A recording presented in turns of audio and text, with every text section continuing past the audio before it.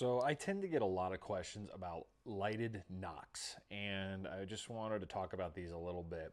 I get asked a lot about whether or not I shoot them, which ones you should shoot, and all that. So I actually do not shoot lighted nocks. So I do keep a couple around. It's not to say that I never will shoot them because the concept is awesome. Being able to see, where your arrow goes, even for practicing, being able to see in flight if your arrow's flying funny, it's a lot easier to see that with a lighted nock. Being able to find your arrow after it passes through an animal. I love all that idea. There's just a lot of things that I have to caution you on if you're going to use these. Lighted nocks are a lot different than your normal nock. So this is my hunting arrow this year, and I'm just running an Easton X nock, one of the most reliable nocks out there. And I have here a nocturnal lighted nock. So these will affect your arrow flight pretty dramatically. A lot of people don't think that. The worst thing that I see guys do is they're using normal nocks and putting these just in their hunting quiver. That is a huge mistake. These things, first of all, weigh anywhere from 11 to 16 grains more than your normal nock. That is a ton of weight, and that's also a lot of weight to add to the back of an arrow, because if you listen to what I say, I try to tell people the back of the arrow is where we want to make things lighter.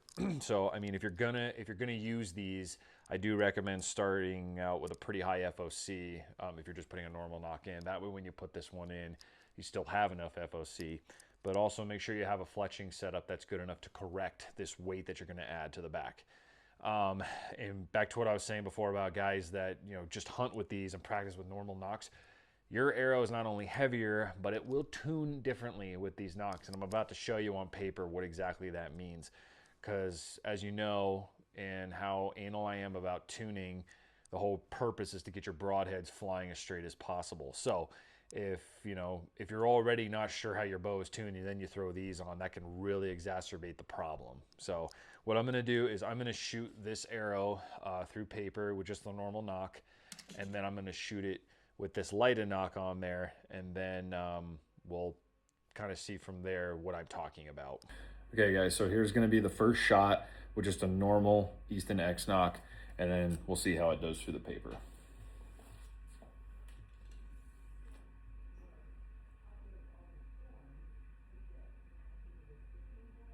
Okay, let's go check that out. All right, so as you can see right there, perfect tear. Really, really good flying arrow. Ignore that little black dot. That's just what I was aiming at. So yeah, bow is tuned really, really well right now. Okay, so now I've added a nocturnal nock. Same exact arrow, so it's apples to apples, but I put on this lighted nock. It weighs about 12 grains more than my other nock. So now we're gonna shoot, same shooting scenario, and we're gonna see how this one flies.